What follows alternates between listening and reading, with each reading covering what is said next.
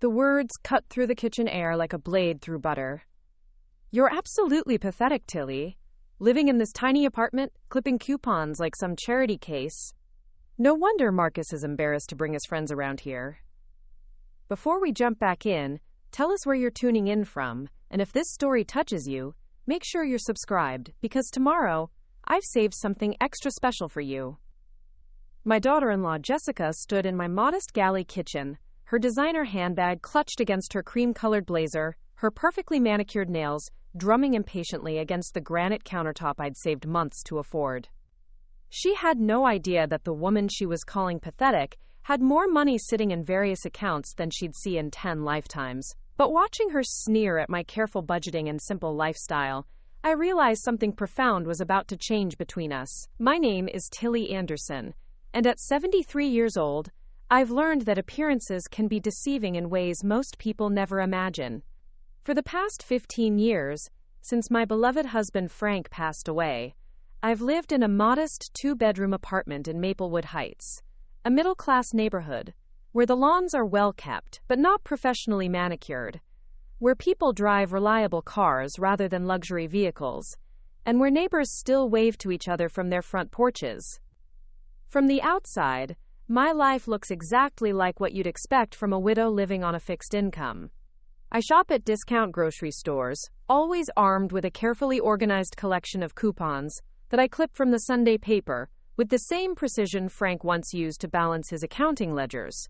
I drive a 12-year-old Honda Civic that runs perfectly well, but lacks the gleaming appeal of newer models. My wardrobe consists primarily of comfortable clothes from department store clearance racks, and I've never owned a piece of jewelry worth more than $50.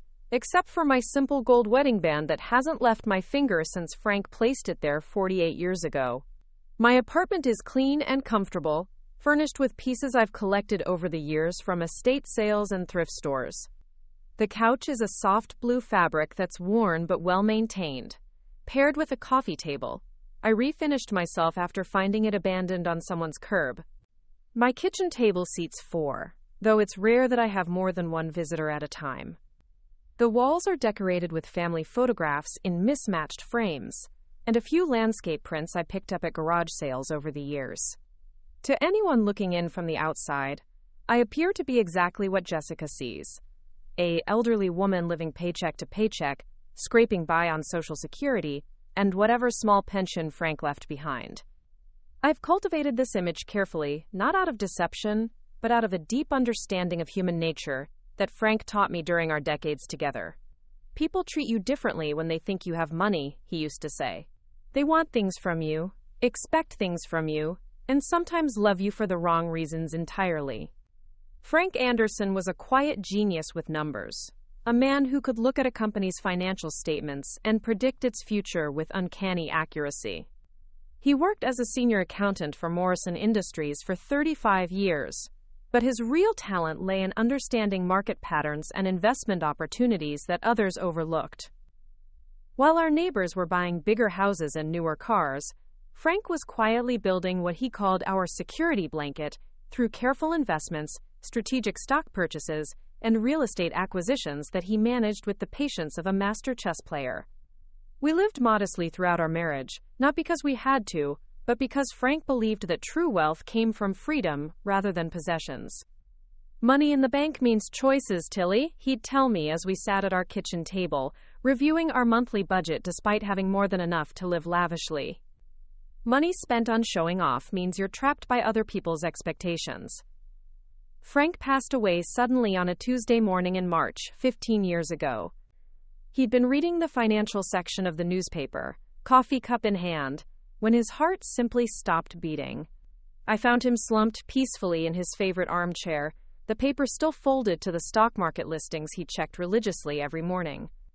The grief nearly broke me, but Frank had prepared for this possibility with the same meticulous planning he'd applied to everything else in our life together.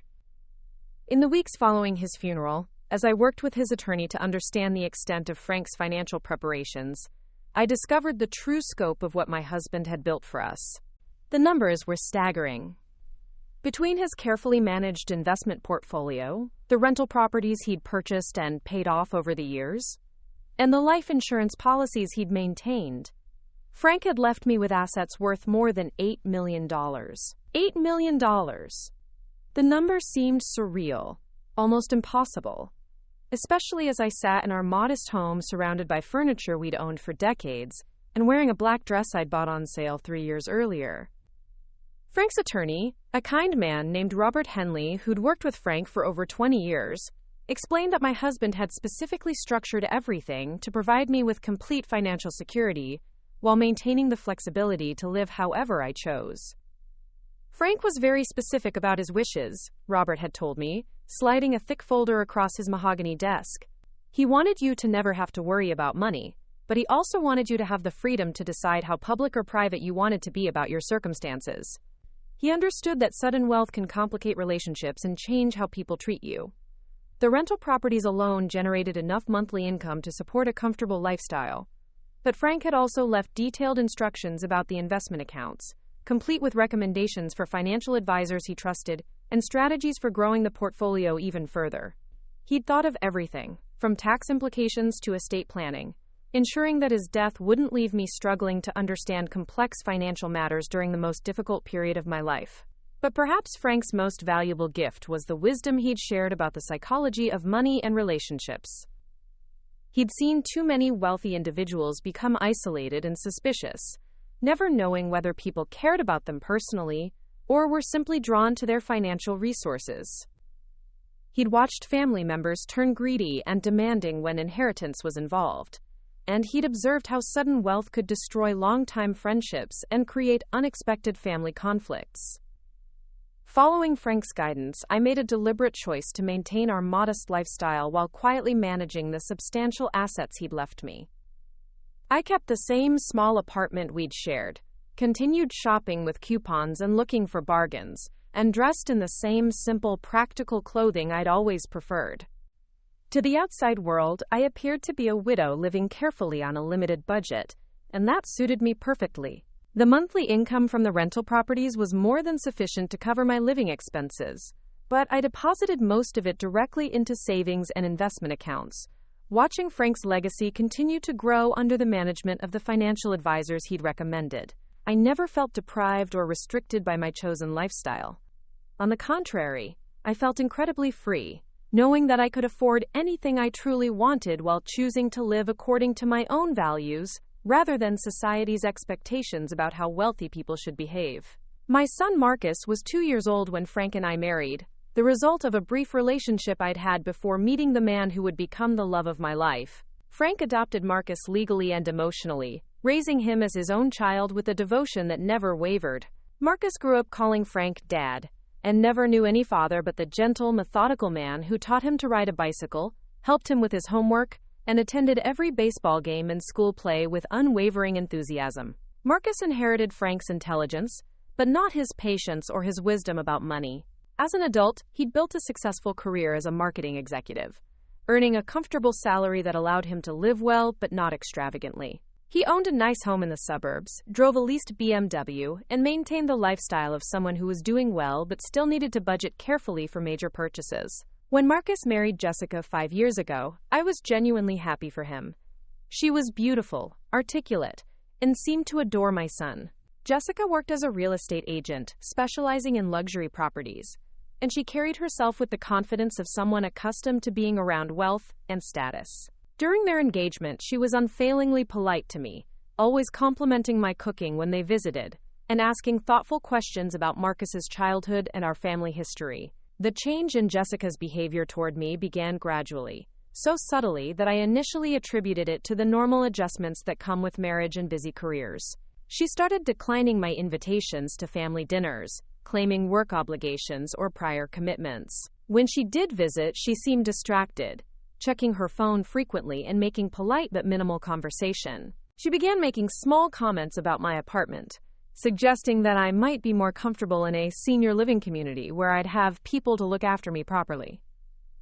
These comments stung, but I tried to understand them within the context of someone who spent her days showing million-dollar homes to wealthy clients. From Jessica's perspective, my modest apartment and careful budgeting probably did seem unnecessarily restrictive. She had no way of knowing that I chose to live this way, that every decision about my lifestyle was deliberate rather than dictated by financial necessity. The tension escalated when Marcus mentioned that they were looking at houses in Willowbrook Estates, an exclusive neighborhood where homes started at $800,000. I could hear the stress in his voice when he talked about mortgage payments and down payment requirements, and I sensed that Jessica was pushing for a lifestyle that stretched their financial resources thin. I wanted to help them, wanted to ease the financial pressure that was clearly causing strain in their marriage, but Frank's wisdom echoed in my mind. Money given too easily could change people in ways they didn't expect, could create dependency or entitlement, could alter the fundamental dynamics of relationships in unpredictable ways. I decided to wait, to watch, and to see how things developed before making any decisions about revealing the true extent of my financial resources. That decision proved wise when Jessica's true feelings about me began to surface more clearly. During family gatherings, she made pointed comments about people who refuse to live up to their potential and, quote, individuals who choose to be victims of their circumstances. She suggested that I was being, quote, necessarily stubborn about maintaining my current living situation and implied that my frugal habits were somehow embarrassing to Marcus in his professional circles. The most hurtful moment came during Marcus's birthday dinner last month, when Jessica loudly announced to the entire restaurant table that she couldn't understand why some people chose to live like they're poor when they could make different choices. She looked directly at me when she said it, and I saw several other diners turn to stare at our table. Marcus looked mortified, but he didn't defend me, and that silence hurt almost as much as Jessica's words. I realized that night that Jessica had completely misunderstood my character and my circumstances. In her world, appearances were everything, and she genuinely believed that my modest lifestyle reflected either stupidity or stubborn pride rather than conscious choice. She saw my coupons and thrift store purchases as evidence of failure rather than financial wisdom, and she was becoming increasingly vocal about what she perceived as my negative impact on their family image. The situation reached a breaking point 3 weeks ago when Marcus called to tell me they'd made an offer on a house in Willowbrook Estates. The excitement in his voice was mixed with anxiety, and he mentioned that they were stretching their budget to make the purchase work. He asked if I might consider moving into a smaller, less expensive apartment so that I could help them with the down payment, framing it as a, quote, family investment that would benefit everyone. I was shocked by the request, not because of the amount of money involved, but because of the assumptions underlying it. Marcus believed that contributing to their house purchase would require genuine sacrifice on my part, that helping them would mean compromising my own financial security. He had no idea that the amount they needed for a down payment represented less than what I earned in investment income in a typical month. More troubling was the realization that Jessica was almost certainly behind this request. The phrasing sounded like her, and the timing coincided with her increasingly frequent comments about my living situation. She had apparently convinced Marcus that I was being selfish by maintaining my current lifestyle instead of liquidating my assets to help them achieve their homeownership goals. I told Marcus I needed time to think about it, which was true, though not for the financial reasons he assumed. I needed to decide whether this was the right moment to reveal the truth about my circumstances, or whether doing so would create more problems than it solved. Frank's voice echoed in my mind, reminding me that money changes everything, and that once people know you have it, they never see you the same way again. The decision was made for me yesterday morning when Jessica arrived at my apartment unannounced, ostensibly to drop off some photos from Marcus's birthday dinner, but clearly with a different agenda in mind. She looked around my small living room with barely concealed disdain, her gaze lingering on my coupon organizers sitting on the coffee table and the stack of sales circulars I'd been reviewing after breakfast. What happened next would change everything between us, though Jessica had no idea that her words were about to expose the massive miscalculation she'd made about the quiet woman she'd dismissed as pathetic. Standing in my modest kitchen, surrounded by the simple life I'd carefully built, she was about to learn that sometimes the most powerful people are the ones who choose not to display their power. The morning had started like any other. I'd woken at 6:30, made my coffee in the same ceramic mug I'd used for 15 years, and settled at my kitchen table to review the weekly grocery store advertisements.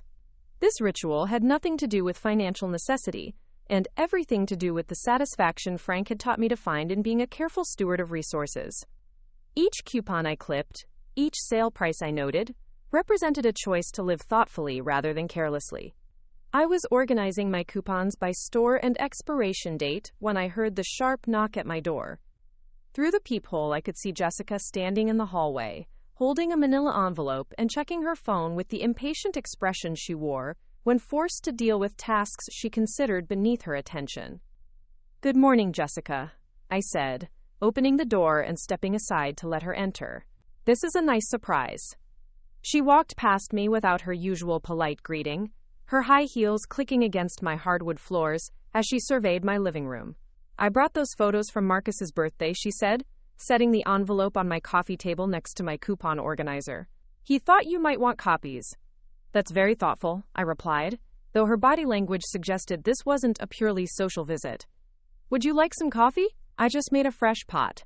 Preparing and narrating this story took us a lot of time. So if you are enjoying it, subscribe to our channel.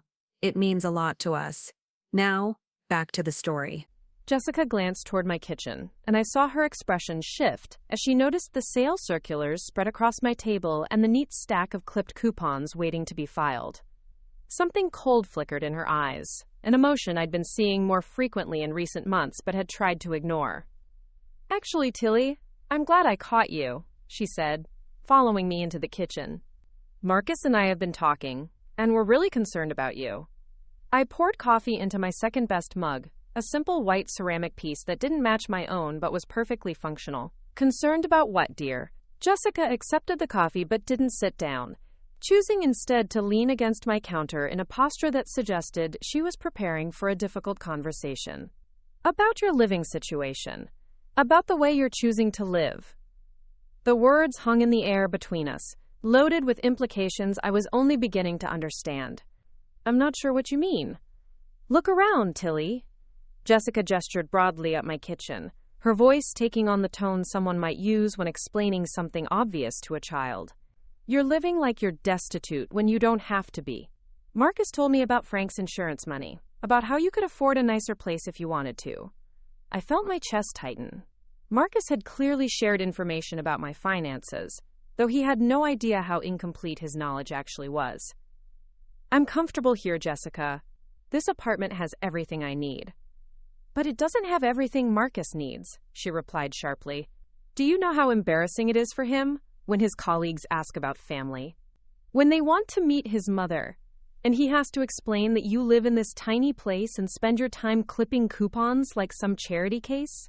The words hit me like a physical blow, not because they were true, but because they revealed so much about Jessica's values and assumptions. In her mind, my lifestyle was not just personally limiting but professionally damaging to Marcus, a source of shame rather than respect. "I never realized Marcus felt that way," I said quietly, though I suspected his embarrassment was more Jessica's perception than his reality. "Well, he does," Jessica continued, her voice growing more confident as she warmed to her argument. "And frankly, Tilly, we need you to step up and help us, instead of just sitting here hoarding whatever money Frank left you." The conversation was taking a turn I hadn't expected, moving from criticism of my lifestyle to direct demands for financial assistance. "Help you how?" Jessica's expression shifted to something that might have been sympathy if it hadn't been so clearly calculated. "The house in Willowbrook Estates. We both know you could help us with the down payment if you really wanted to. But you're being selfish, choosing to live in this cramped apartment, instead of helping your son achieve something better." I stared at her, trying to process the audacity of what she was suggesting. In Jessica's worldview, my choice to live modestly was not just personally misguided, but morally wrong, a selfish decision that deprived Marcus of opportunities he deserved. "Jessica, I told Marcus I needed time to think about that request." "What's to think about?" she snapped, her carefully maintained composure finally cracking. "You're sitting here alone in this pathetic little apartment, counting pennies like they matter, while your son is struggling to build a real life." And then came the words that would change everything between us. "You're absolutely pathetic, Tilly, living in this tiny apartment clipping coupons like some charity case. No wonder Marcus is embarrassed to bring his friends around here." The kitchen fell silent except for the gentle hum of my refrigerator and the distant sound of children playing in the courtyard outside. Jessica stood there looking satisfied with herself, apparently believing she'd delivered a necessary truth that would shock me into compliance with her demands. But as I looked at her standing in my modest kitchen, radiating superiority and entitlement, I realized that this moment had been inevitable from the beginning. Jessica had never seen me as a person with my own wisdom and choices. She'd seen me as an obstacle to her ambitions, a problem to be solved or a resource to be exploited. What Jessica didn't know, as she stood there calling me pathetic, was that the woman she was dismissing had more money than she could imagine. What she couldn't understand was that my simple lifestyle was a choice made from strength, not a situation imposed by weakness. And what she was about to discover was that underestimating someone based on appearances could be a very expensive mistake. The revelation that would change everything was about to begin, though Jessica had no idea that her words had just triggered a series of events that would expose exactly how wrong she'd been about everything. The silence that followed Jessica's cruel words stretched between us like a canyon. I watched her face, noting the satisfied expression of someone who believed she'd finally delivered a truth that needed to be heard. Her perfectly applied lipstick remained flawless despite the venom that had just spilled from her mouth, and her manicured fingers drummed impatiently against my countertop as she waited for my response. What Jessica couldn't see was the shift happening inside me. For months, I'd been making excuses for her behavior, attributing her increasing coldness to stress about their house hunting or the natural adjustments that come with marriage. I'd convinced myself that her pointed comments about my lifestyle were misguided attempts at helpfulness, that her obvious disdain for my choices came from a place of genuine concern rather than calculated cruelty. But standing there in my kitchen, looking at the woman who'd just called me pathetic while demanding access to money she assumed I barely had, I finally understood what Frank had tried to teach me about people and their relationship to wealth. Jessica wasn't concerned about my well-being. She was frustrated by what she perceived as my failure to serve her purposes, angry that I wasn't behaving like the compliant, generous mother-in-law she'd expected when she married Marcus. "Well," Jessica said, her voice sharp with impatience, "are you going to help us or not? Because honestly, Tilly, we can't keep waiting for you to make up your mind about this house. The market is competitive, and we need to know where we stand." I set down my coffee cup with deliberate care, the small ceramic click against my saucer somehow significant in the charged atmosphere of my kitchen. "You think I'm pathetic," I said quietly, more statement than question. Jessica's expression flickered with something that might have been embarrassment, but she recovered quickly. "I think you're wasting opportunities," she said. "I think you're letting fear or stubbornness or whatever this is prevent you from living up to your potential and helping your family. And you think my lifestyle is embarrassing to Marcus." "Honestly? Yes." Jessica's voice carried the confidence of someone who believed she was delivering necessary medicine. "Marcus works with successful people, Tilly. People who judge families by how they present themselves. When his colleagues ask about his mother and he has to explain that you live in a tiny apartment and spend your time hunting for bargains, it reflects poorly on all of us." The words should have stung, and perhaps they would have if I hadn't spent the last 15 years learning to value substance over appearance, choice over expectation. Instead, I felt a curious sense of clarity, as if Jessica's attack had burned away the last vestiges of doubt about her character. "I see," I said, moving to refill my coffee cup, though it was still half full. The action gave me a moment to think, to consider the crossroads where Jessica's words had placed us. "And you believe I should liquidate my assets to help you buy this house in Willowbrook Estates?" "It's not liquidating," Jessica said quickly, as if the specific terminology mattered. "It's investing in family. In Marcus's future. In all of our futures." The presumption behind her words was breathtaking. Jessica had appointed herself the architect of our family's financial priorities, deciding that my careful stewardship of resources was less important than her vision of the lifestyle she and Marcus deserved. She'd calculated the value of my supposed assets, determined that I was hoarding them selfishly, and concluded that guilt and shame were appropriate tools for redistribution. What made her confidence particularly remarkable was how completely wrong she was about everything. The house they wanted in Willowbrook Estates, with its $800,000 price tag and the $50,000 down payment that was causing them so much stress, represented less than I earned in passive income every 2 months. The money they needed wasn't a sacrifice I'd have to make by liquidating precious resources. It was pocket change compared to the wealth Frank had built for us over 40 years of careful planning. But Jessica's ignorance about my true financial situation was less important than her willingness to attack and manipulate someone she believed to be vulnerable. She thought she was pressuring an elderly woman living on a fixed income to give up her security for their benefit. She thought she was forcing someone with limited resources to choose between her own welfare and her son's happiness.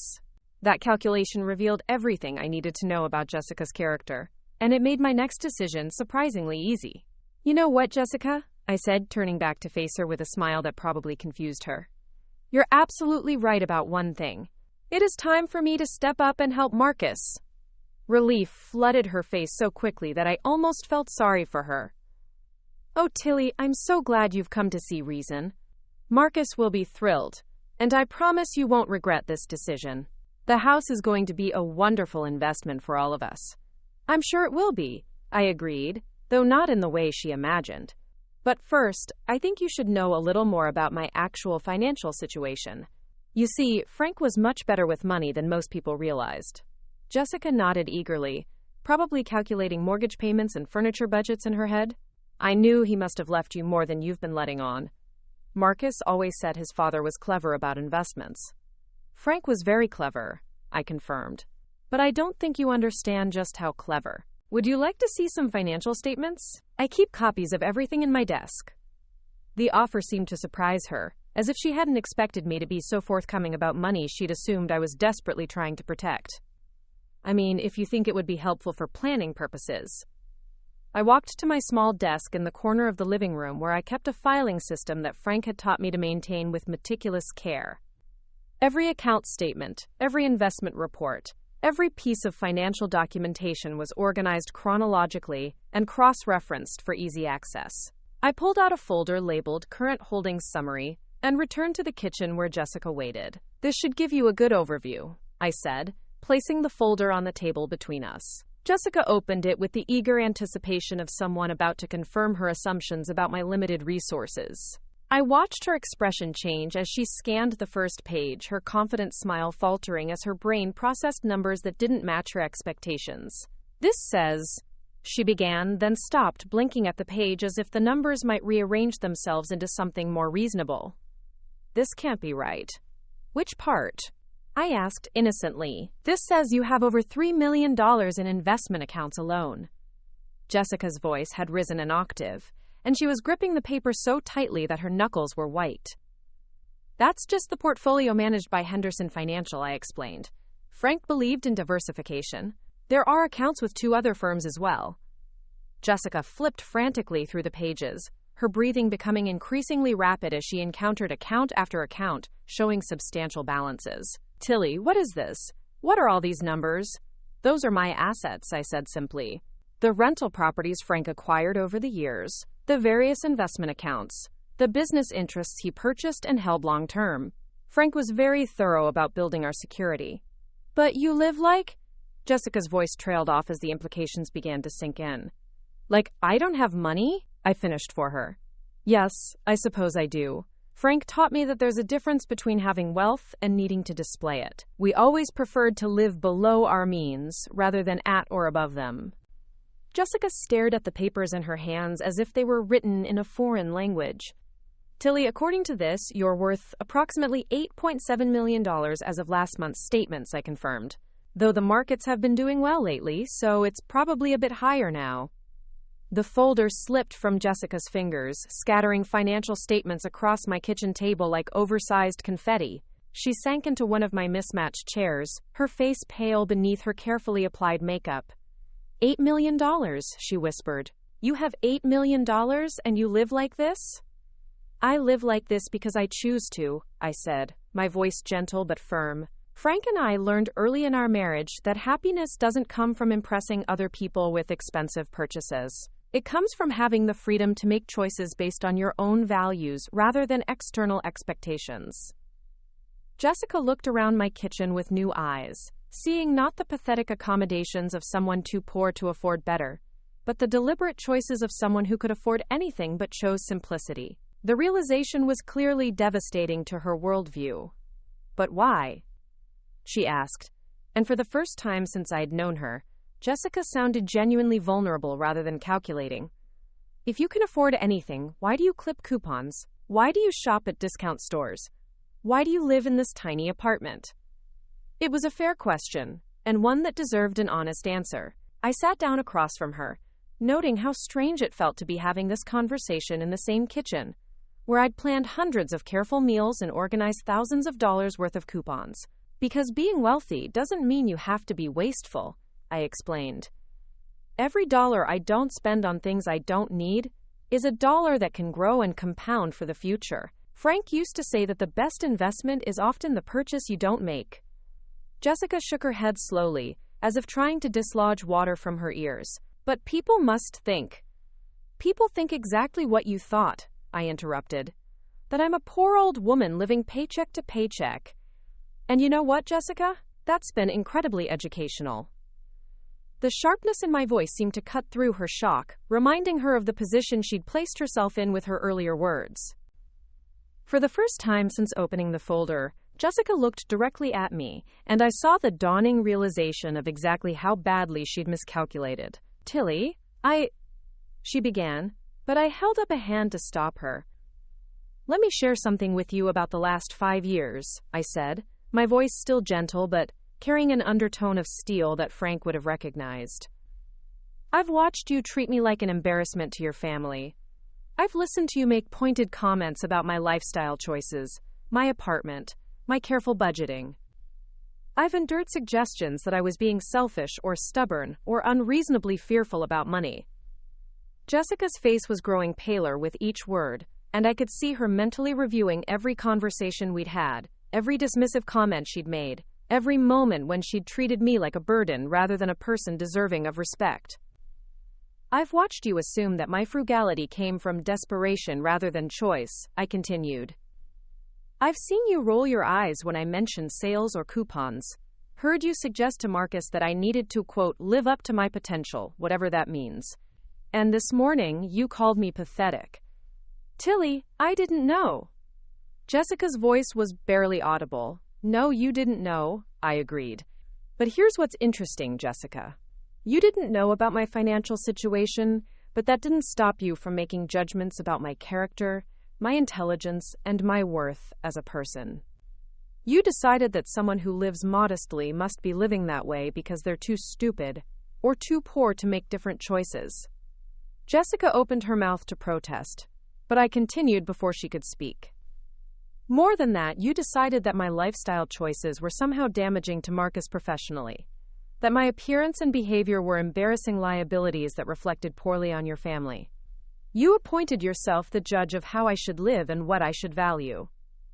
The kitchen was silent except for the ticking of my wall clock, a simple piece I'd bought at a garage sale 15 years ago, and had never bothered to replace despite its tendency to run slightly fast. Jessica sat frozen in her chair, the scattered financial statements surrounding her like evidence in a trial where she was clearly the defendant. But the most revealing thing, I said, gathering the papers into a neat stack, was your assumption that I owed you access to my resources. You didn't ask if I might be willing to help with the house.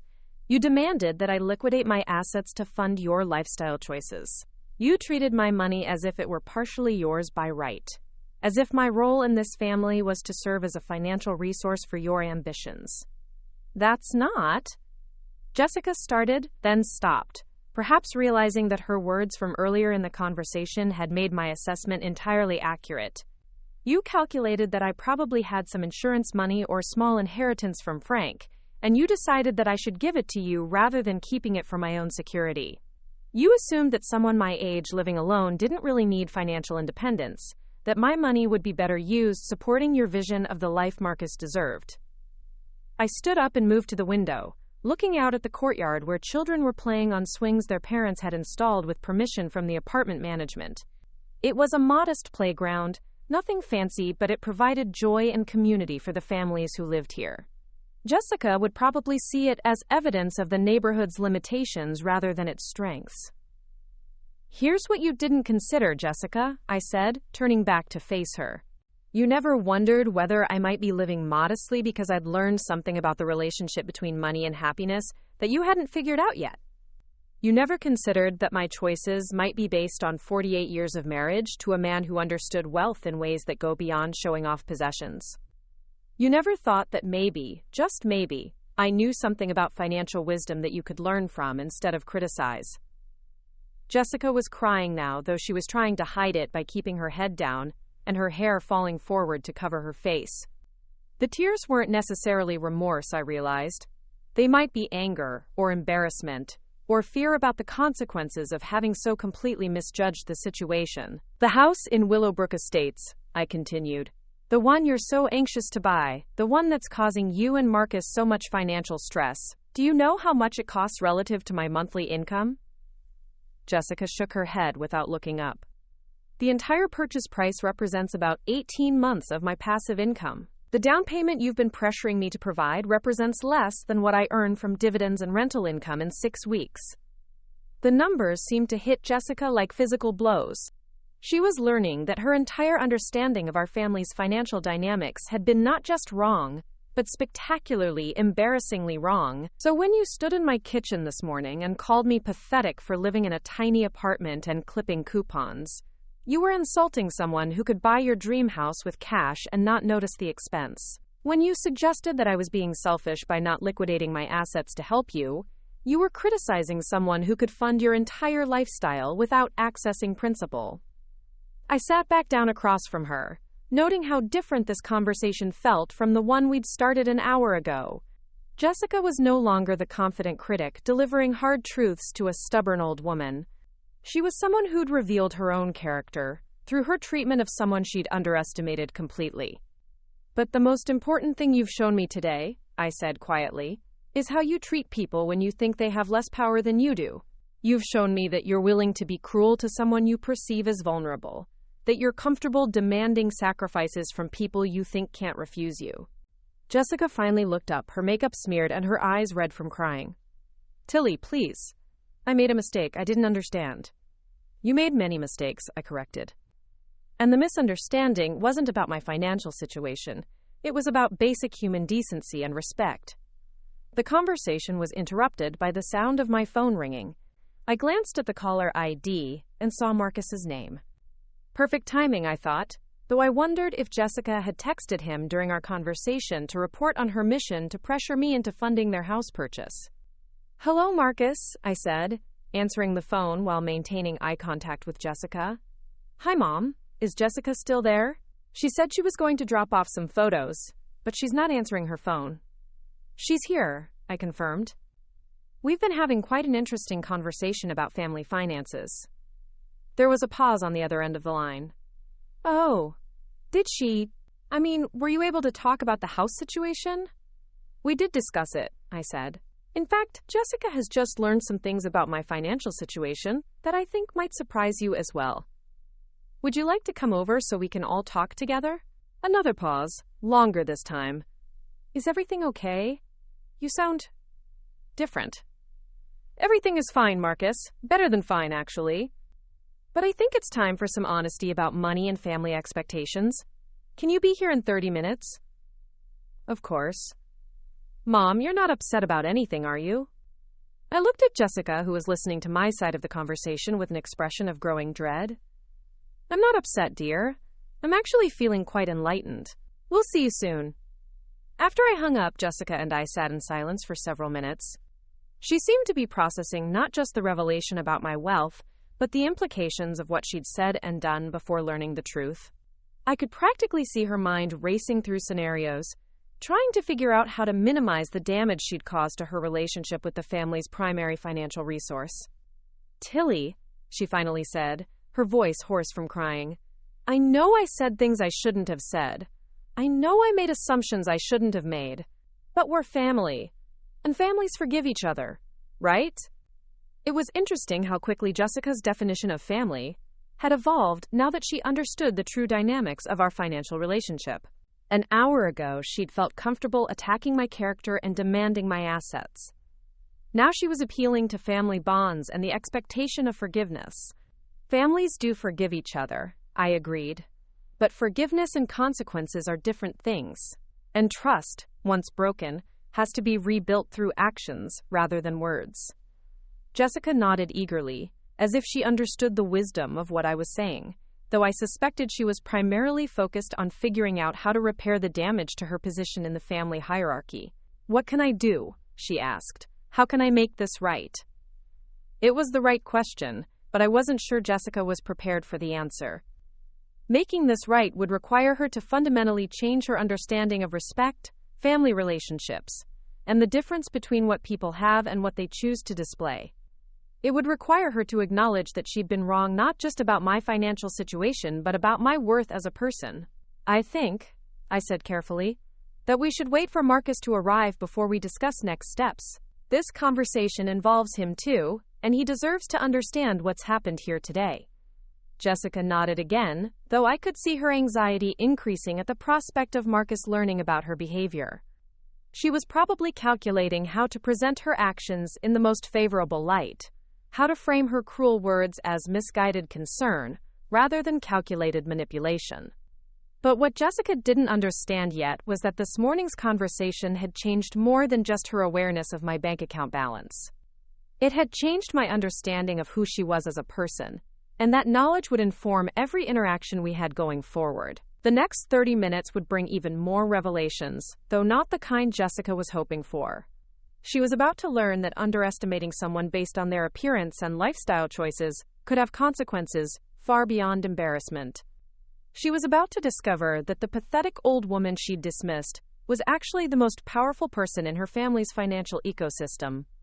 And she was about to find out that this power came with the ability to make decisions that would reshape everyone's future in ways she couldn't have imagined when she walked into my kitchen that morning with her demands and insults. Marcus arrived 23 minutes after my phone call, which meant he'd broken several speed limits getting to my apartment. I could hear his hurried footsteps in the hallway before he knocked, and when I opened the door, his face showed the kind of worry that comes from sensing a crisis without understanding its nature. "Mom, what's going on?" he asked, stepping inside and immediately noticing Jessica sitting at my kitchen table surrounded by scattered papers. "Jessica texted me that you two were talking about finances, but she's been acting strange all week about this house thing." Jessica looked up at Marcus with red-rimmed eyes and an expression that begged him to rescue her from whatever hole she'd dug herself into. But I could see her calculating how much to reveal, how to present her behavior in a way that wouldn't completely destroy her credibility with her husband. "We've had quite an enlightening conversation," I said, closing the door behind Marcus and guiding him toward the kitchen.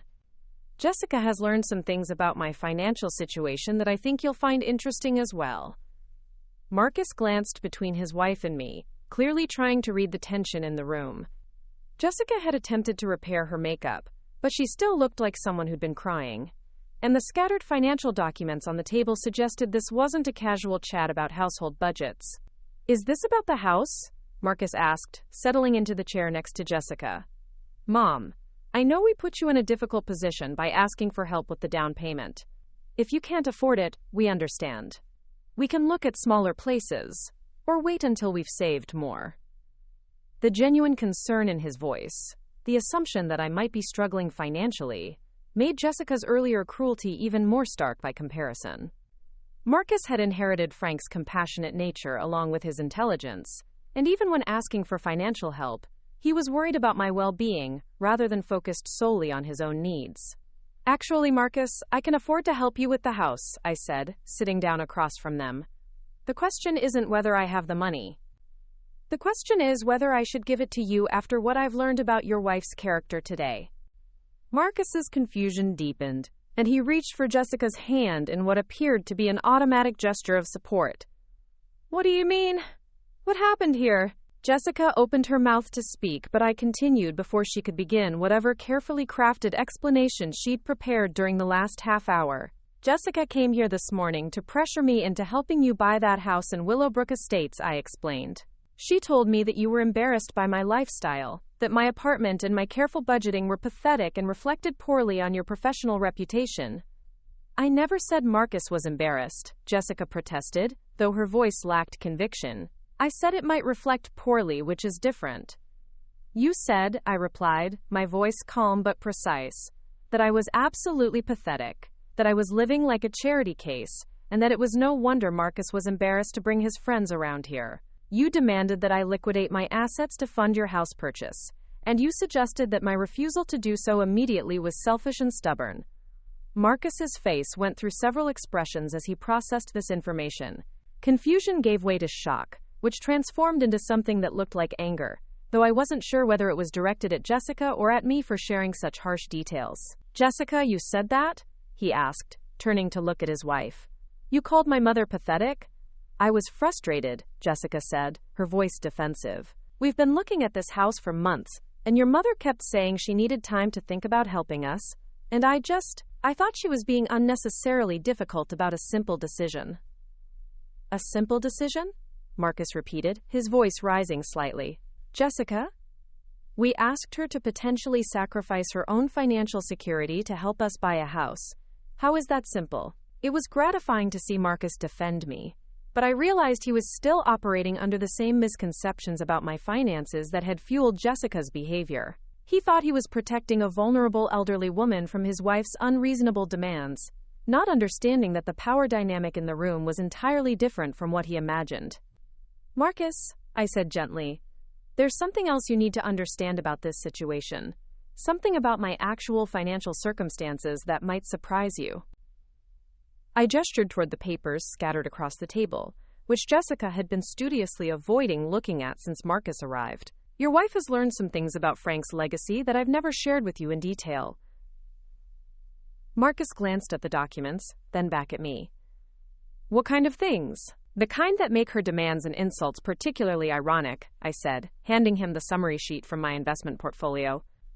Take a look at that and tell me what you think. Marcus accepted the paper with the careful attention he'd always given to important documents, a trait Frank had encouraged from the time he was old enough to understand the concept of money.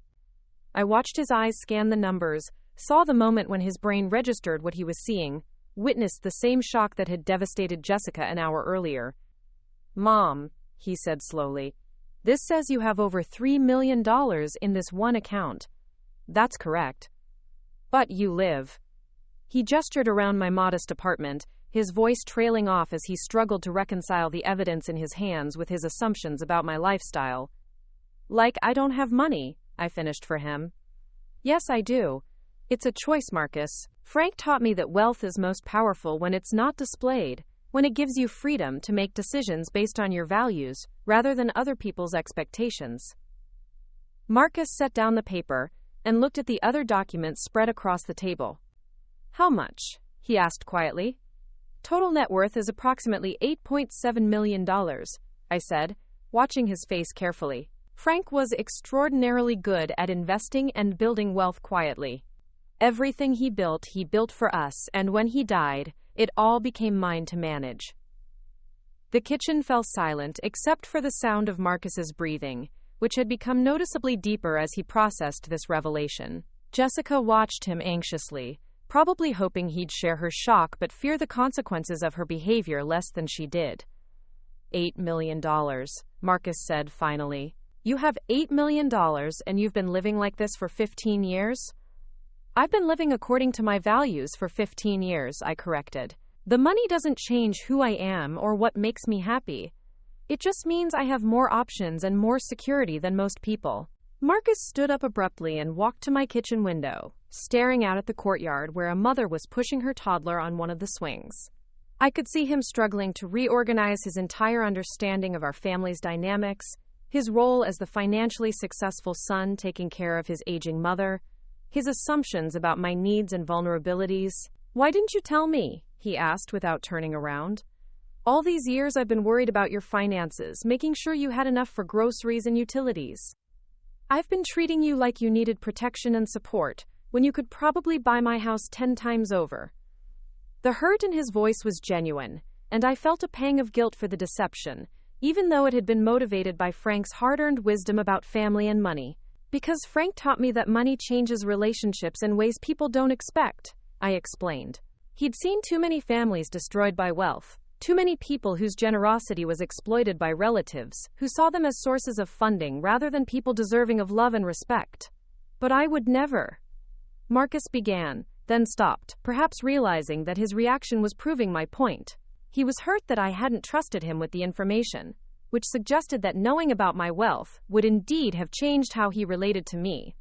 Wouldn't you? I asked gently. Marcus, think about the last 5 years. Think about every financial decision you and Jessica have made.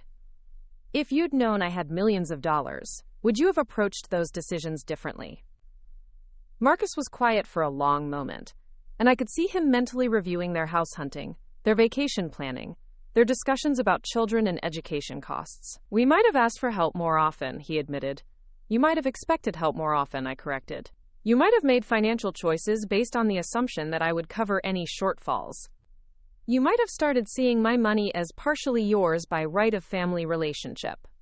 Jessica had been listening to this exchange with growing desperation, probably realizing that my conversation with Marcus was reinforcing the lessons about wealth and family that had guided my secrecy.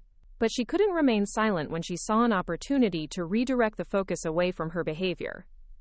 But Tilly, she interjected, that's exactly what family is for, supporting each other, helping each other achieve goals. If you have the resources to make our lives easier, isn't it selfish to keep that to yourself? The question revealed so much about Jessica's mindset that I almost felt sorry for her. In her worldview, my wealth was a family resource that I was selfishly hoarding, rather than a personal asset that I had the right to manage according to my own judgment. Marcus turned away from the window to look at his wife, and I could see something shifting in his expression. Jessica, did you just call my mother selfish for not giving us money? That's not what I meant, Jessica said quickly. I meant that families should help each other when they can. And obviously Tilly can help us more than we realized. Families should help each other, I agreed, but help should be offered, not demanded. And it should be based on mutual respect and genuine need, not on assumptions about what people owe each other based on their financial capacity. Marcus sat back down, but this time he didn't reach for Jessica's hand. Instead, he looked directly at me with an expression I recognized from his childhood, the look he got when he was trying to understand a complex problem by breaking it down into component parts. Mom, what exactly happened here today? I need to understand the whole picture. I glanced at Jessica, giving her an opportunity to tell her own version of events, but she remained silent, apparently recognizing that any attempt to minimize her behavior would only make things worse. Jessica came here this morning to pressure me into providing the down payment for your house, I began. She was frustrated by what she perceived as my unnecessary delay in making a decision, and she decided that aggressive persuasion was the appropriate strategy. Marcus nodded, encouraging me to continue. She told me that my lifestyle was embarrassing to you professionally, that my apartment and my careful budgeting made me look like a charity case, and that you were ashamed to bring friends around here because of how I live. I never said you were ashamed, Jessica interrupted desperately. I said it might be embarrassing in professional contexts, which is different. Jessica, Marcus said, his voice carrying a warning tone I'd rarely heard from him. Let her finish. She demanded that I liquidate my assets to fund your house purchase, I continued. She suggested that my reluctance to do so immediately was selfish and unreasonable. And when I tried to explain that I needed time to consider such a significant financial decision, she called me absolutely pathetic and said I was living like a charity case. Marcus's face had gone completely still, the way it used to when he was a child trying to control his temper. She called you pathetic. She did. She also said it was no wonder you were embarrassed to bring friends around here, and she suggested that I was hoarding money that could be better used supporting your lifestyle goals. Jesus, Jessica. Marcus turned to look at his wife with an expression of genuine disgust. What is wrong with you? I was frustrated, Jessica repeated, but her voice was getting smaller as she realized that Marcus wasn't going to be her ally in this situation. We'd been looking at this house for months, and it felt like she was just making excuses to avoid helping us. Making excuses? Marcus's voice was rising again. Jessica, we asked her to potentially compromise her own financial security for our benefit. We had no right to expect immediate agreement, and we certainly had no right to attack her character when she didn't respond on our timeline. It was interesting to watch Marcus process not just the revelation about my wealth, but the implications of his wife's behavior. He was beginning to understand that Jessica's cruelty wasn't just inappropriate in the context of my actual financial situation, but would have been wrong regardless of how much money I had. "But now we know she can afford it," Jessica said, apparently still not understanding the fundamental problem with her approach. "Now we know that helping us wouldn't actually be a sacrifice for her." "That's not the point," Marcus said sharply. "The point is that you attacked my mother's character and demanded access to money that doesn't belong to you. The point is that you treated her like an obstacle to your goals rather than a person deserving of respect." Jessica looked desperately around my kitchen as if searching for an escape route or an ally who might support her position. But there was nowhere to go, and no one to rescue her from the consequences of her choices. "More than that," I added quietly, Jessica revealed something important about how she treats people she perceives as having less power than she does. She was willing to be cruel to someone she thought was vulnerable, comfortable demanding sacrifices from someone she believed couldn't refuse her.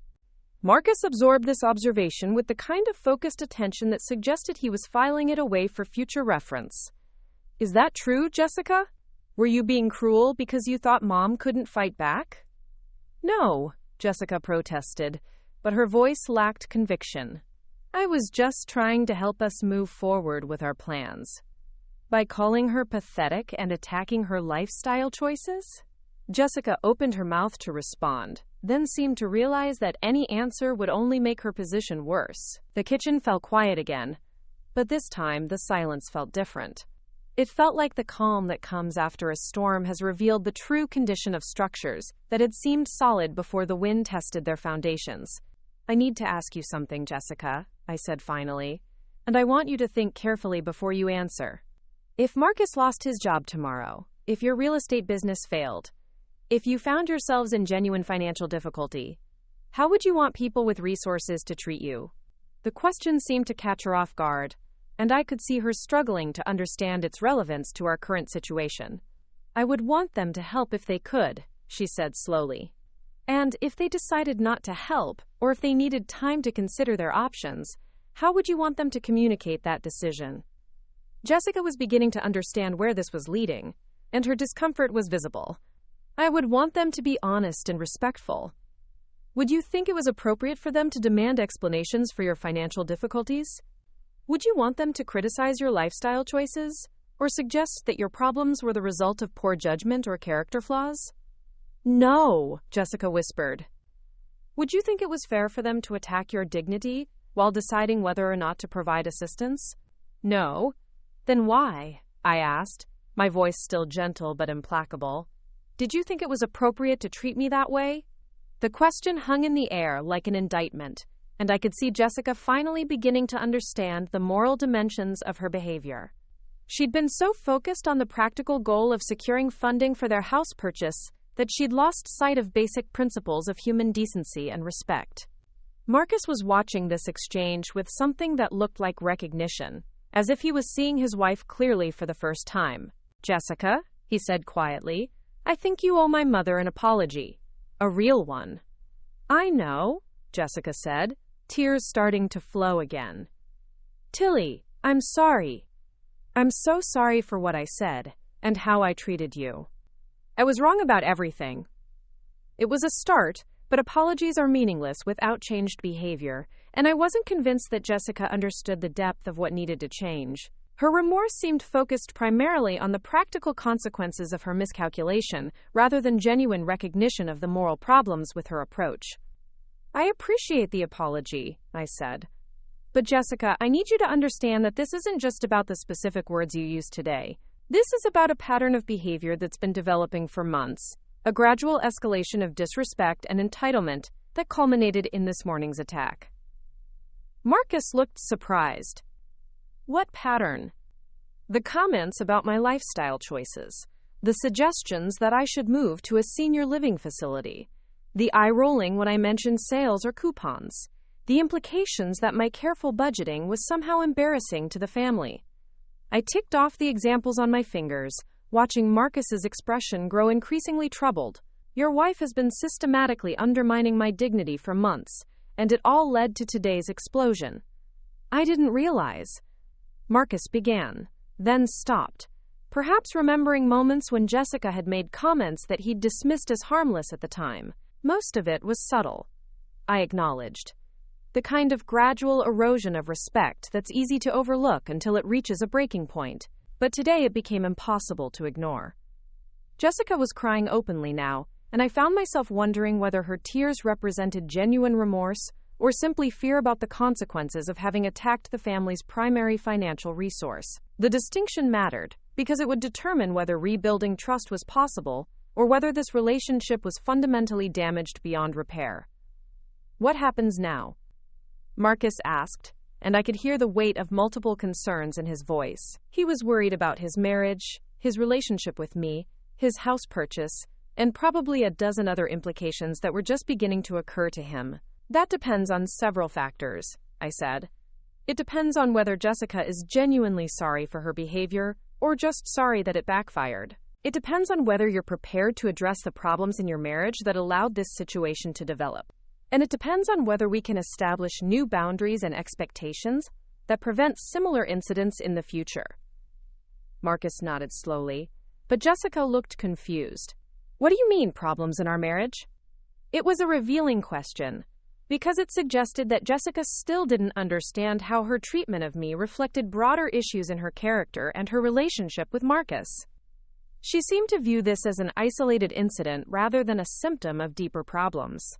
"Jessica," I said carefully, "healthy marriages don't produce situations where one spouse feels comfortable attacking elderly family members to achieve financial goals.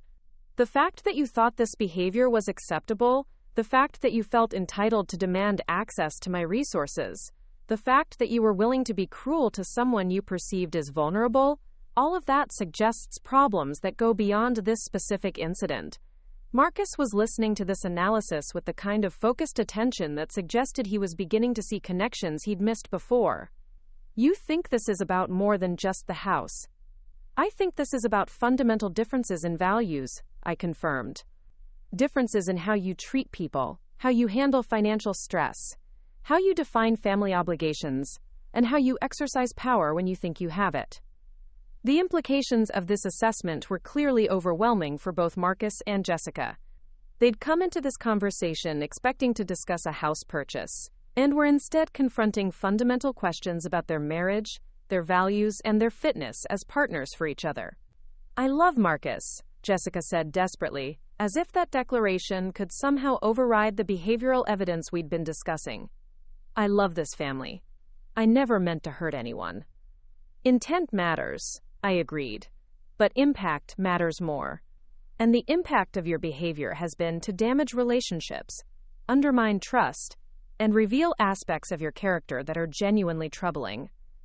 Marcus stood up again and began pacing around my small kitchen, his hands clasped behind his back in a gesture I remembered from his childhood when he was working through difficult problems. "Mom," he said finally, "what would it take for you to feel comfortable helping us with the house? What would need to change?" It was a fair question, but one that required careful consideration. The practical answer was simple. I could write them a check for the full purchase price without blinking. But the relational answer was far more complex, involving questions of trust, respect, and the long-term dynamics of our family relationships. "Before I answer that," I said, "I need to know something from both of you. Jessica, if you had known about my financial situation from the beginning, how would that have changed your behavior toward me over the last 5 years?"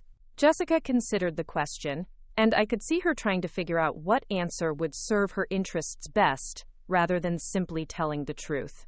That calculation itself was revealing. "I probably would have been more respectful," she admitted finally.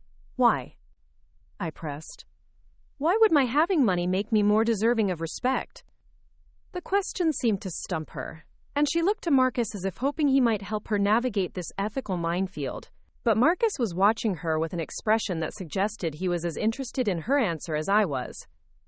"I guess it wouldn't," Jessica said slowly. "Respect shouldn't depend on how much money someone has." "That's right," I confirmed.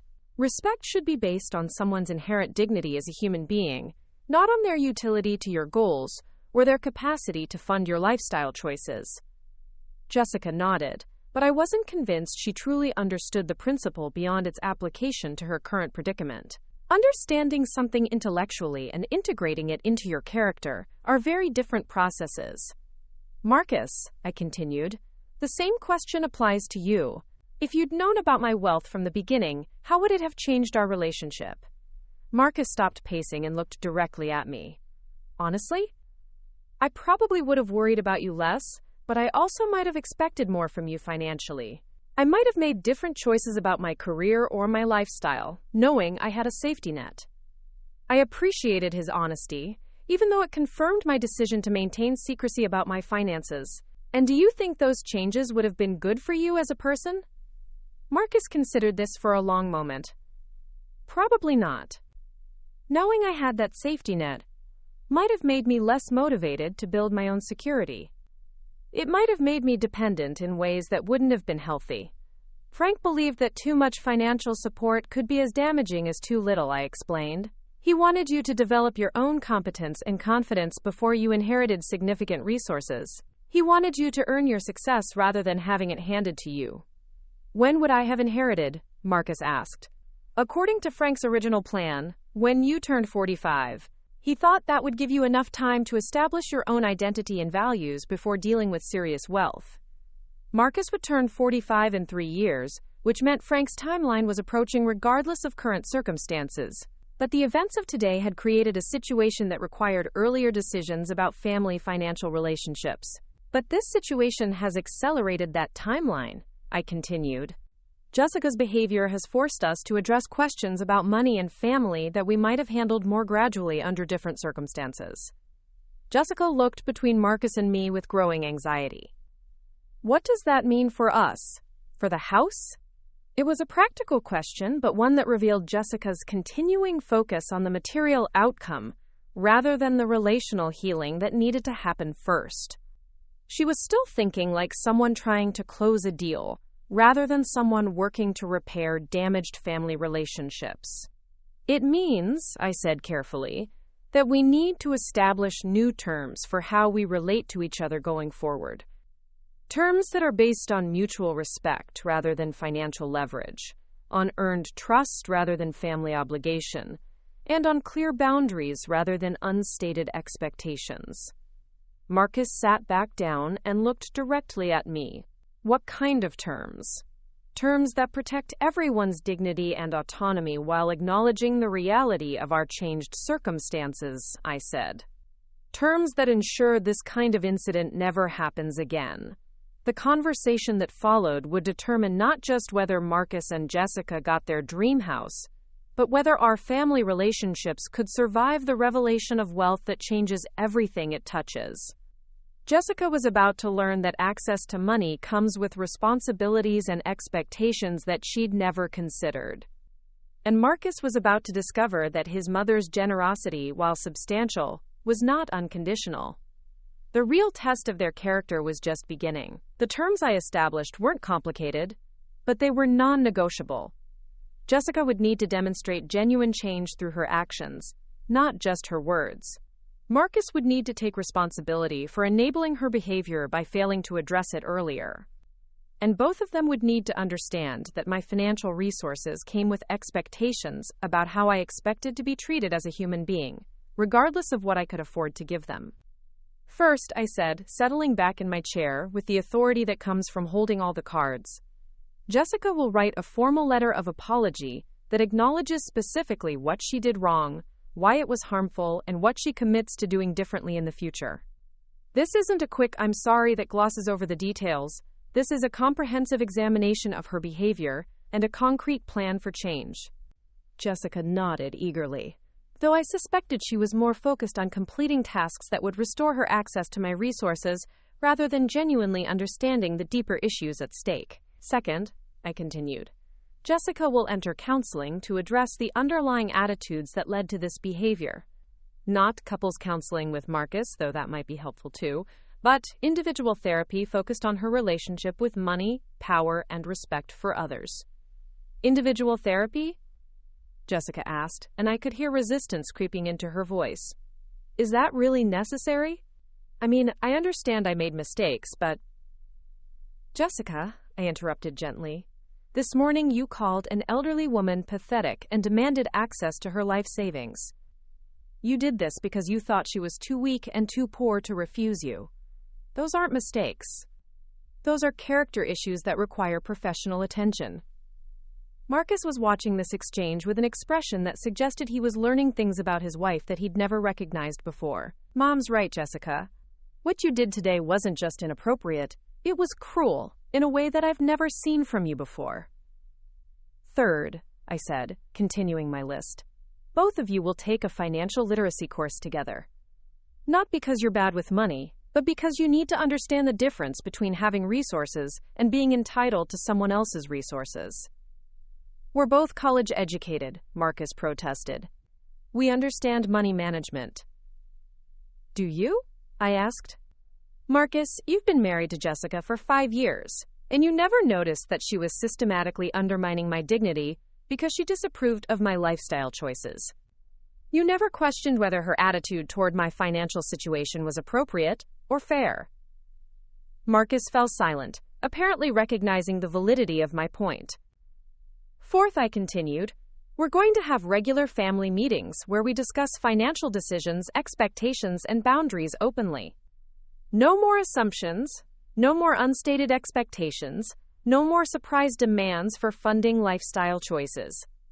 And fifth, I said, looking directly at Jessica, you're going to spend time volunteering with elderly people who actually are living on limited incomes. You're going to learn what financial vulnerability really looks like, and you're going to develop some empathy for people whose circumstances aren't as privileged as yours. Jessica's face went through several expressions as she processed these requirements. I could see her calculating whether completing these tasks was worth the potential financial rewards, which itself revealed that she still didn't understand the fundamental problem with her approach to relationships. If I do all of this, she said carefully, will you help us with the house? The question demonstrated that Jessica was still thinking transactionally rather than relationally. She was viewing my requirements as hoops to jump through in order to access my money, not as genuine opportunities for personal growth and relationship repair. Jessica, I said, my voice patient but firm, the fact that you're asking that question shows that you still don't understand what needs to change. This isn't about earning access to my money. This is about becoming the kind of person who deserves to be part of a healthy family relationship. Marcus leaned forward in his chair. Mom, what Jessica means is... I know what Jessica means, I interrupted. And her meaning is exactly the problem. She's still viewing this as a transaction, where she completes certain tasks in exchange for financial benefits. She's still not understanding that respect and dignity aren't commodities to be purchased with good behavior. The kitchen fell quiet again, and I could see both Marcus and Jessica struggling to understand the difference between instrumental compliance and genuine transformation. They'd been raised in a culture that taught them to view most interactions as exchanges, and they were having difficulty grasping the concept of unconditional respect for human dignity. Let me put this differently, I said, standing up and moving to my kitchen counter where I kept a small notepad for grocery lists and phone messages. I'm going to help you with the house regardless of whether you complete these requirements. Both Marcus and Jessica looked stunned, as if I'd just announced that gravity was optional. You're going to help us anyway? Jessica asked, her voice barely above a whisper. I'm going to purchase the house in Willowbrook Estates outright and deed it to Marcus, I confirmed. No mortgage, no debt, no financial stress. It's his inheritance from Frank, and it's time for him to have it. Marcus's mouth fell open. Mom, you can't just buy us a house. Actually, I can, I said, writing numbers on my notepad. The house costs $800,000. I earn more than that in passive income every year. Buying you this house is easier for me than buying you a birthday present would be for most people. But what about the terms you just outlined? Jessica asked, confusion evident in her voice. Those terms, I explained, aren't conditions for receiving financial help. They're conditions for continuing to have a relationship with me. You can have the house whether or not you complete those requirements. But you can't have both the house and my respect without doing the work to earn it. The distinction seemed to hit them both like cold water. Jessica had been operating under the assumption that my money was the prize she needed to win through good behavior. But I was separating the financial gift from the relational repair, making it clear that one didn't depend on the other. I don't understand, Marcus said slowly. If you're going to give us the house anyway, why the requirements? Because I don't want a relationship with people who only treat me well when they want something from me, I replied. Because I don't want to enable Jessica's sense of entitlement by rewarding her bad behavior with financial gifts. And because I love you both enough to insist that you become better people, rather than just richer people. Jessica was staring at me as if I were speaking a foreign language. So you're giving us the house, but only if we don't want it for the wrong reasons? I'm giving Marcus the house because he's Frank's son, and because Frank always intended for him to inherit significant wealth, I clarified. Whether Jessica benefits from that gift depends on whether she's the kind of person who can handle wealth responsibly and treat others with dignity. What does that mean? Jessica asked, though I could see in her eyes that she was beginning to understand the implications. It means, Marcus said quietly, apparently grasping the situation faster than his wife, that Mom is willing to make me wealthy, but she's not willing to enable Jessica's behavior by including her in that wealth if she doesn't change. Exactly, I confirmed. Jessica, you've shown me that you're willing to be cruel to people you perceive as vulnerable. You've demonstrated that you feel entitled to other people's resources when they serve your goals. You've revealed that you measure people's worth by their apparent wealth and status. Jessica's face was growing pale as she processed these observations. But I apologized. I said I was sorry. Apologies are a good start, I acknowledged, but they're meaningless without changed behavior. And frankly, Jessica, I'm not convinced that you're actually sorry for your behavior. I think you're sorry that it backfired. The accusation hung in the air like smoke, and I could see Jessica struggling to formulate a response that would convince me of her sincerity. But her very struggle to craft the right answer proved my point. Someone who was genuinely remorseful wouldn't need to calculate the most persuasive way to express their regret. So what happens now? Marcus asked. Do we proceed with the house purchase? Do we wait until Jessica completes your requirements? Do we pretend this conversation never happened? We proceed with the house purchase immediately, I said, returning to my seat. I'll call Robert Henley tomorrow morning and have him arrange the transfer of funds. You can close on the house next week if you want to. Marcus looked overwhelmed by the speed of this development. Just like that? Just like that. Frank always intended for you to inherit substantial wealth, and there's no reason to delay that inheritance any longer. You're mature enough to handle it responsibly, and you've proven that you can build a successful life without depending on family money. And Jessica? He asked, glancing at his wife. Jessica gets to decide what kind of person she wants to be going forward, I said. She can choose to do the work necessary to repair our relationship and address the character issues that led to this incident. Or she can choose to enjoy the benefits of your inheritance without making any personal changes. But there will be consequences for that choice, Jessica said, finally understanding the situation.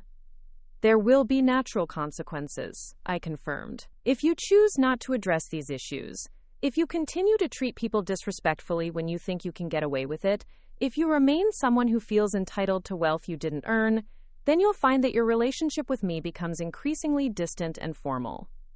Jessica looked around my modest kitchen as if seeing it for the first time, perhaps finally understanding that the woman she'd dismissed as pathetic was actually the most powerful person in her family's financial ecosystem. The irony of the situation was almost overwhelming.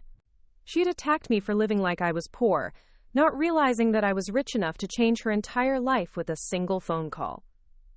I want to do the work, Jessica said finally, her voice barely audible. I want to change. I want to be better. I hope that's true, I replied. But Jessica, wanting to change and actually changing are different things.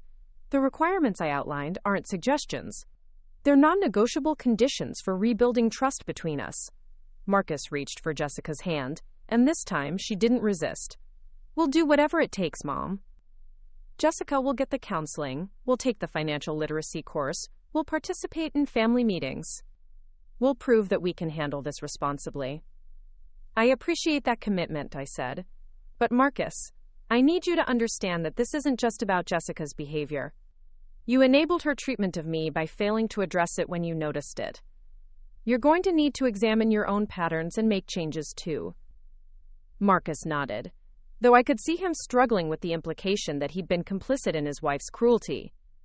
What kind of changes? Changes in how you handle conflicts between Jessica and me. Changes in how you respond when you see someone being disrespected, even if it's subtle. Changes in your understanding of what it means to be a loving son versus a loyal husband, when those loyalties conflict. The weight of these expectations was clearly overwhelming for both of them.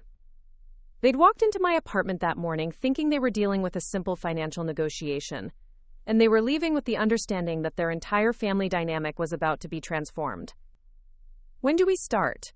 Jessica asked, and for the first time since this conversation began, her voice carried genuine determination rather than calculated compliance.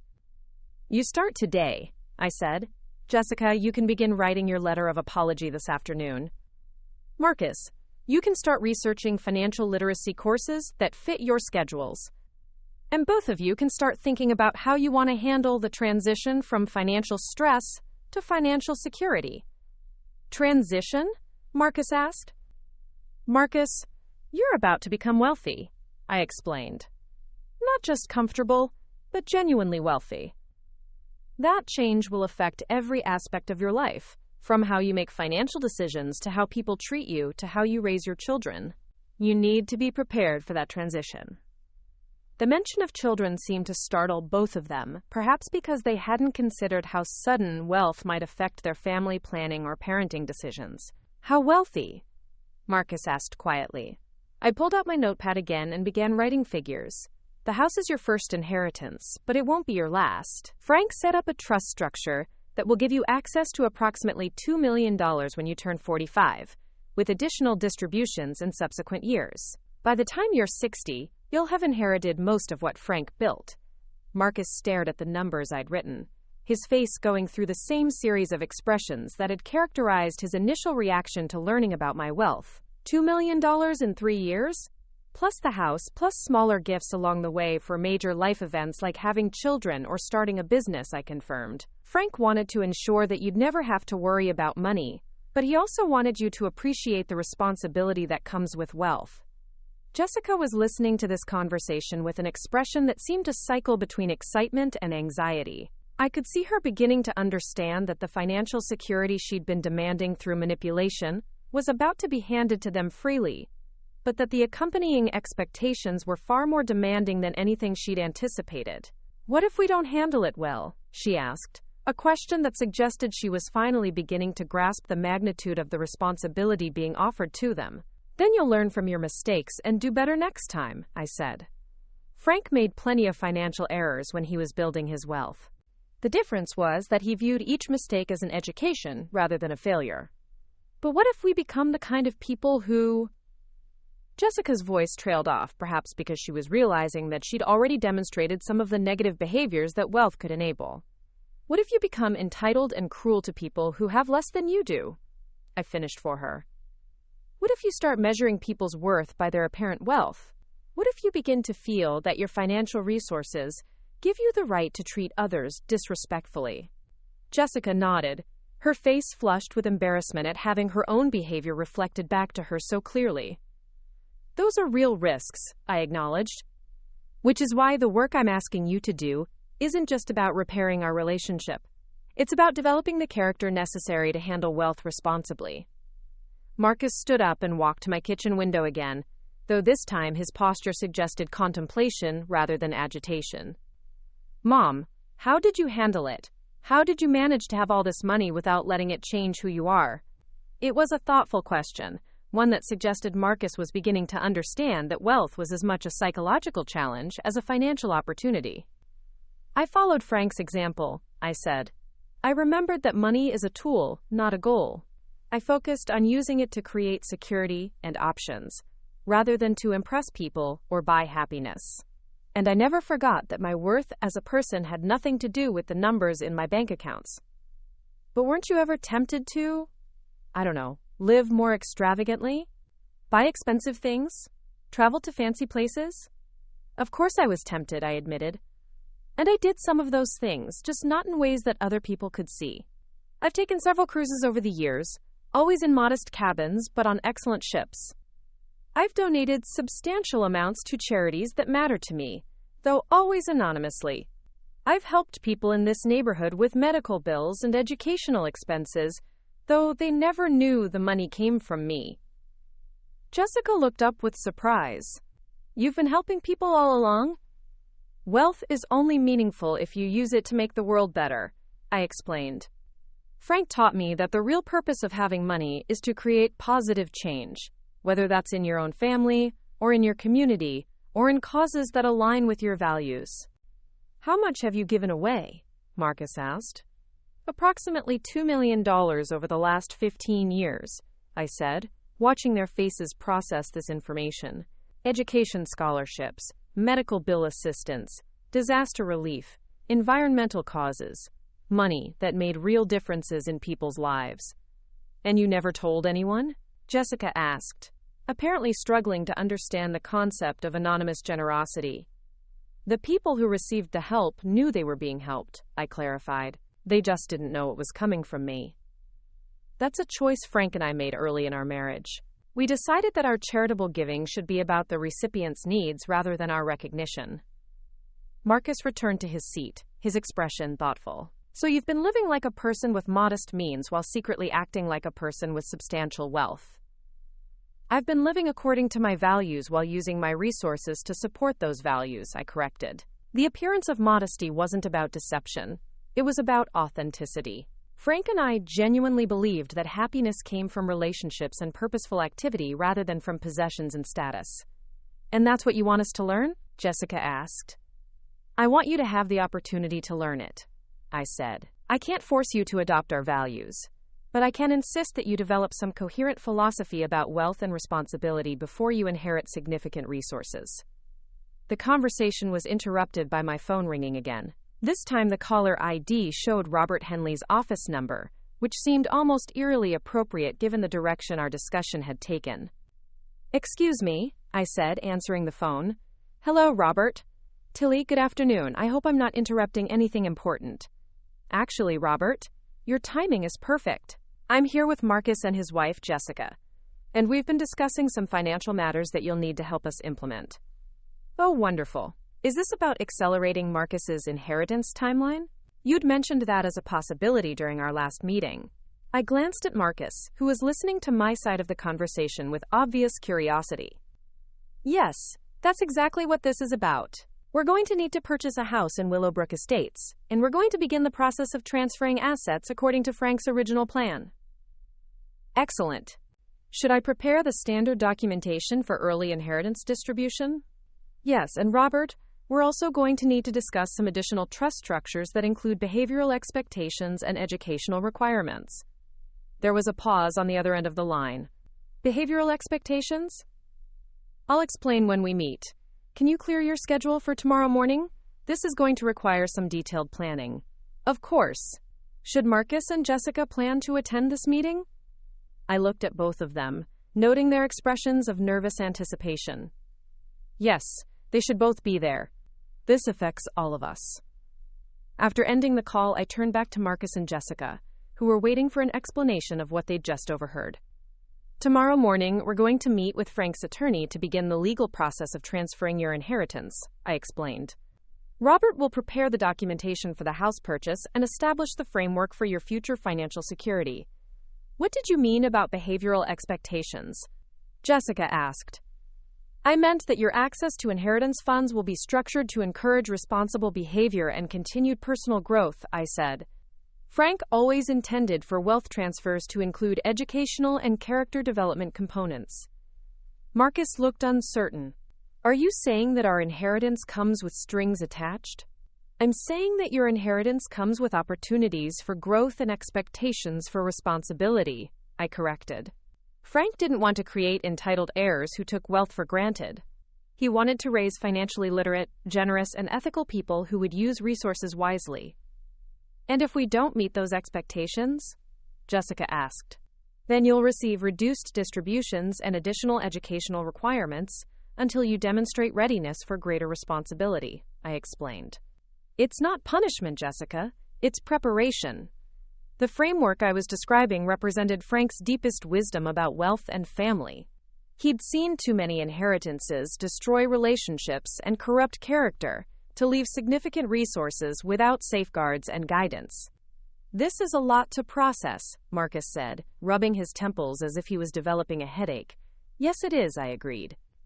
Which is why we're going to take this transition slowly and thoughtfully. The house purchase is immediate, because you need a place to live, and because it represents a manageable first step. The larger inheritance distributions will be phased in over several years as you demonstrate readiness for greater responsibility. Jessica stood up and walked to my kitchen sink, staring out the small window at the courtyard where children were still playing on the swings. Tilly, she said without turning around, what would have happened if I hadn't said those things to you today? What if I'd continued treating you the way I was treating you, but never crossed the line into outright cruelty? It was a perceptive question, one that suggested Jessica was beginning to understand that her behavior had been problematic long before it reached the breaking point of calling me pathetic. Frank's inheritance plan would have proceeded on schedule, I said. You and Marcus would have received significant wealth when he turned 45, but without the educational and behavioral components we're adding now. So, in a way, my behavior actually improved the situation? I considered this perspective carefully. In a way, yes. Your cruelty forced us to address issues that might have remained hidden until after you inherited substantial resources. It's better to work through problems of character and respect now, when the stakes are relatively low, than to discover them after you have millions of dollars to amplify any negative tendencies. Marcus joined Jessica at the window, and I watched them standing together looking out at the simple courtyard playground. They seemed to be processing not just the financial implications of our conversation, but the deeper questions about identity, values, and responsibility that wealth inevitably raises. Are we going to be okay? Jessica asked quietly, though I wasn't sure whether she was asking about their marriage, their relationship with me, or their ability to handle sudden wealth responsibly. That depends on the choices you make going forward, I said. But Jessica, the fact that you're asking that question suggests you're beginning to understand the magnitude of what we're discussing. I feel like I don't know anything about anything, she admitted. I thought I understood how the world worked, how families worked, how money worked. But everything I assumed was wrong. Not everything, I said gently. You understand that you love Marcus and that you want security for your family. Those are good foundations to build on. Marcus turned back toward me. Mom, what's the most important thing you want us to learn from all this? It was the right question, the one that cut through all the practical details to the heart of what Frank had been trying to teach through his careful planning and patient wealth building. I want you to learn that wealth is responsibility, I said. Every dollar you have is a vote for the kind of world you want to live in. Every purchase you make, every charity you support, every person you help or fail to help represents a choice about what matters to you. And I want you to learn that money amplifies who you already are. If you're generous, wealth will make you more generous. If you're cruel, wealth will make you more cruel. If you're wise, wealth will make you more wise. But if you're entitled or selfish or disrespectful, wealth will make those qualities more pronounced and more damaging. Jessica returned to her seat at my kitchen table. How do we make sure we become the right kind of people? You practice, I said simply. You practice gratitude instead of entitlement. You practice generosity instead of accumulation. You practice respect for others regardless of their apparent wealth or status. You practice making decisions based on your values rather than your convenience or advantage. And you accept guidance and feedback when people who love you point out that you're heading in the wrong direction, Marcus added, looking directly at his wife. Jessica met his gaze and nodded. I accept that I need guidance. I accept that I've been heading in the wrong direction. And I accept that changing is going to be harder than I thought. It was the most honest thing Jessica had said since arriving at my apartment that morning, and it gave me the first genuine hope that she might be capable of the growth that wealth would require of her. Change is always harder than we think, I agreed. But Jessica, the alternative to changing is remaining someone who treats vulnerable people cruelly when it serves your purposes. The alternative is becoming someone whose wealth isolates her from meaningful relationships, because people never know whether you care about them or just see them as means to your ends. I don't want to be that person, Jessica said, and for the first time her voice carried conviction rather than calculation. Then you won't be, I said. Because you'll do the work necessary to become someone better. The afternoon sun was beginning to slant through my kitchen window, casting long shadows across the table where we'd been sitting for hours. Soon Marcus and Jessica would leave my modest apartment and begin the process of transforming from a financially stressed young couple into people of substantial wealth and responsibility. But first, there was one more conversation we needed to have. Before you leave, I said, I want to give you something that belonged to Frank. Something he specifically intended for you to have when this day came. I went to my bedroom and retrieved a small wooden box from my dresser drawer. Inside was a letter Frank had written to Marcus shortly before his death, sealed and marked, to be opened when Marcus learns about the inheritance. Frank wrote this for you 15 years ago, I said, handing the envelope to Marcus. He knew this conversation would happen someday, and he wanted you to understand his intentions in his own words. Marcus opened the letter with the same careful attention he'd given to everything else that day. As he read, I watched his expression change from curiosity to emotion to something that looked like determination. He says he's proud of the man I became, Marcus said, his voice thick with emotion. He says the money is meant to give me freedom to make choices based on my values rather than my financial needs. What else does he say? Jessica asked gently. Marcus continued reading. He says that wealth without wisdom is dangerous and that he trusts me to use what he's built to make the world better rather than just to make myself more comfortable. And he says, Marcus continued, wiping his eyes, that the real measure of wealth isn't how much you have, but how much good you do with what you've been given. It was vintage Frank, distilling complex philosophical concepts into practical guidance that could shape daily decisions and long-term planning. He also says that if I'm reading this letter, it means that circumstances have forced us to accelerate his timeline, and that I should trust you to guide me through the transition because you understand his values better than anyone else. I felt my own eyes filling with tears at Frank's prescience and his continued faith in my judgment, even from beyond the grave. There's a postscript, Marcus said, looking up at me with a smile. He says to tell you that he knew you'd handle everything perfectly, and that he's grateful you kept your promise to take care of our family. The promise Frank referred to was one I'd made during his final illness, when we both knew he wouldn't live to see Marcus inherit the wealth he'd built. I'd promised to ensure that Frank's legacy would be used wisely, and that Marcus would be prepared for the responsibilities that came with significant resources. I've tried to keep that promise, I said simply. You have, Marcus replied. And Mom, I promise that Jessica and I will do everything necessary to prove worthy of Dad's trust and your guidance. Jessica reached across the table to take my hand. Tilly, I know I have a lot of work to do to earn your forgiveness and trust.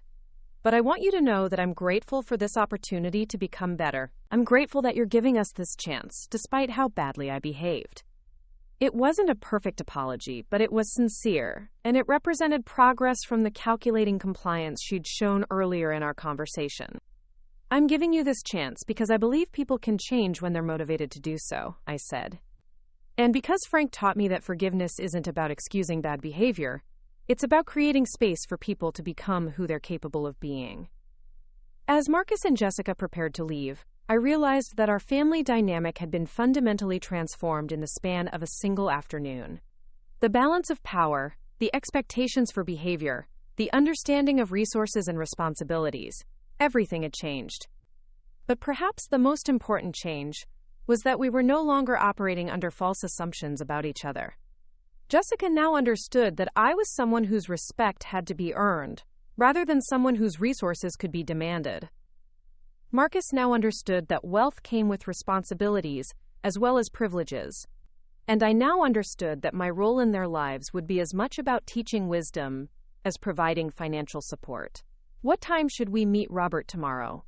Marcus asked as they gathered their things. 10 o'clock, I said. And Marcus, bring a notebook. There's going to be a lot of information to process. Should I bring anything? Jessica asked. Bring the letter you're going to write tonight, I said. And bring genuine questions about how to handle wealth responsibly. Robert has been advising wealthy families for 40 years, and his guidance will be invaluable. After they left, I sat alone in my kitchen for a long time, thinking about the events of the day and their implications for our family's future. The woman who'd been called pathetic that morning was now in the process of transforming the lives of two people who'd underestimated her completely. But more than that, I was honoring Frank's deepest values by ensuring that his legacy would be used to create positive change rather than simply to accumulate luxury. The money he'd built through decades of patient investing would now support not just financial security, but character development, community involvement, and responsible citizenship. It wasn't the conversation I'd expected to have when I woke up that morning, but it was the conversation that needed to happen. And perhaps Jessica's cruelty, while painful, had been exactly the catalyst our family needed to address important questions about wealth, respect, and responsibility before those questions became more complicated by the presence of millions of dollars. Tomorrow would bring lawyers and legal documents and the practical details of transferring substantial assets. But today had brought something more important. The understanding that money without character is meaningless, and that the real inheritance Frank had left wasn't financial at all. It was the wisdom to use wealth well, the commitment to treat others with dignity regardless of their apparent resources, and the understanding that being rich in dollars means nothing if you're poor in human decency and respect. Jessica had called me pathetic while demanding access to money she didn't know I had, but she'd unknowingly given me the greatest gift possible, the opportunity to teach her that true wealth lies not in what you can afford to buy, but in who you choose to become. Up next, you've got two more standout stories right on your screen. If this one hit the mark, you won't want to pass these up. Just click and check them out.